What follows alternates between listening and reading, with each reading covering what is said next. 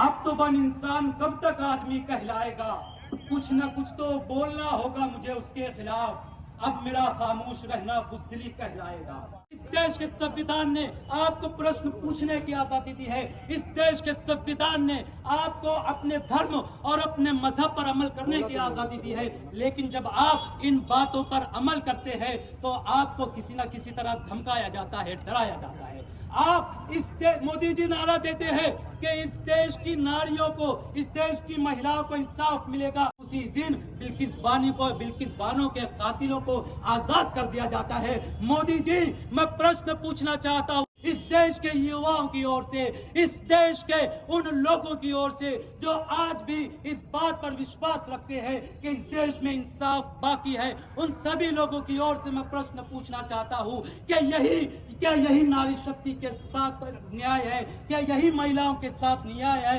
कि बिल्किस बानो के कातिलों को छोड़ दिया जा रहा है?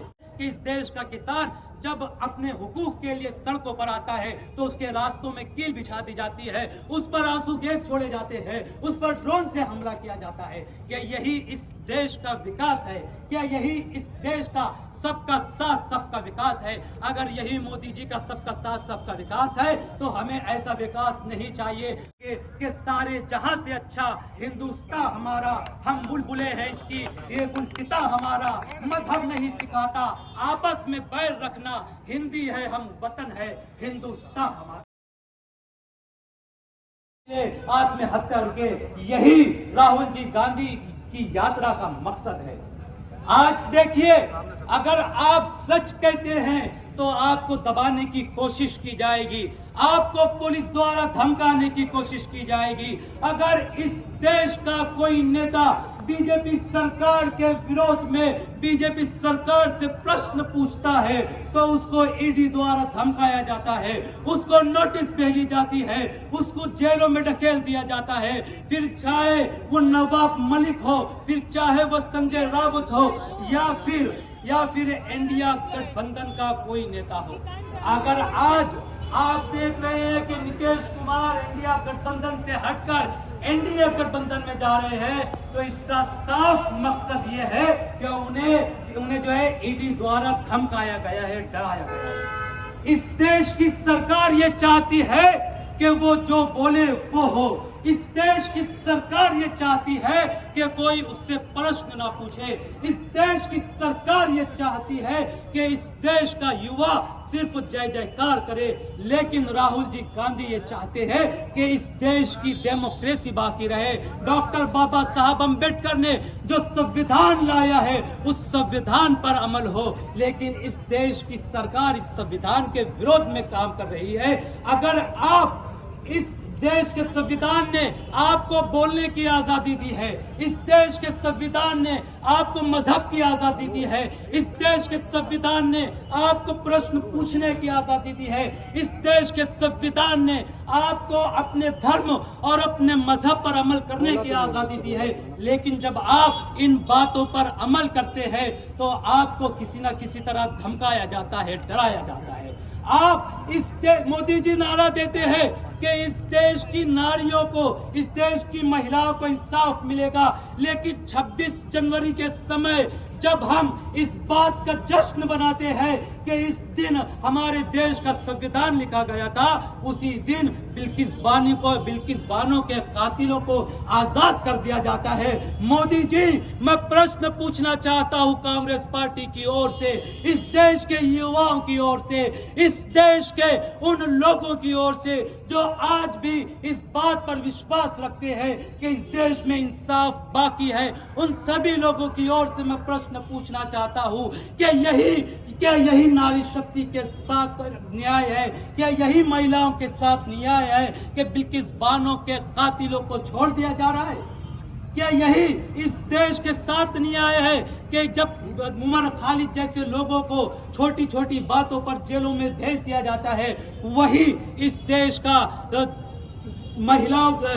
महिला पहलवानों के साथ जब अन्याय होता है तो वो अपना विरोध जताते हैं, फिर भी जो है उसके जो महिलाओं के साथ जो अन्याय कर रहे हैं उनको इंसाफ नहीं मिलता है। क्या यही इस देश की जनता के साथ न्याय है कि इस देश का किसान जब अपने हुकूक के लिए सड़कों पर आता है तो उसके रास्तों में कील बिछा दी जाती है, उस पर आंसू गैस छोड़े जाते हैं, उस पर ड्रोन से हमला किया जाता है?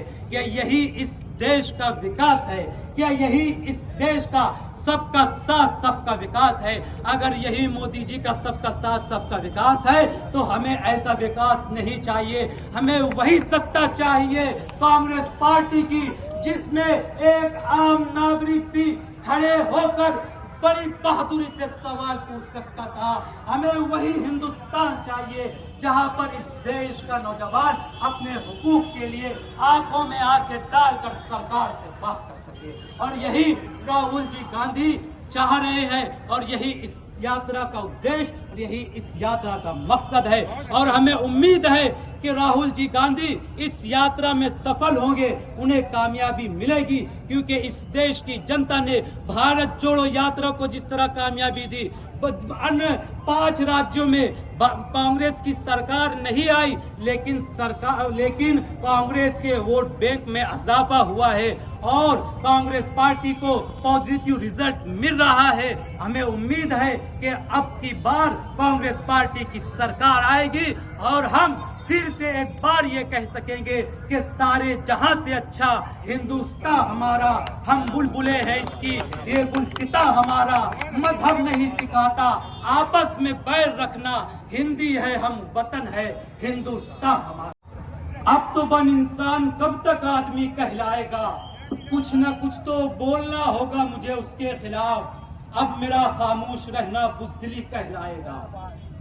इस यात्रा का सबसे बड़ा मकसद रोजगार दो और न्याय दो, ये 2 टॉपिक को लेकर राहुल जी गांधी कन्याकुमारी से निकले हैं और मुंबई में इस यात्रा मणिपुर से निकले हैं और मुंबई में इस यात्रा को जो है खत्म करेंगे। इस देश के सबसे बड़े मुद्दे हैं रोजगार और न्याय। रोजगार की बात तो मोदी जी भी करते हैं, लेकिन मोदी जी ये नहीं बताते कि 12 करोड़ से ज्यादा युवा आज भी बेरोजगार है। तो ये जो नंबर मैं यहाँ से कह रहा हूँ कि आओ भारत जोड़ो न्याय यात्रा से जुड़े, न्याय यात्रा से जुड़ने के लिए रोजगार दो न्याय दो, ये जो है 2 मुद्दे हैं।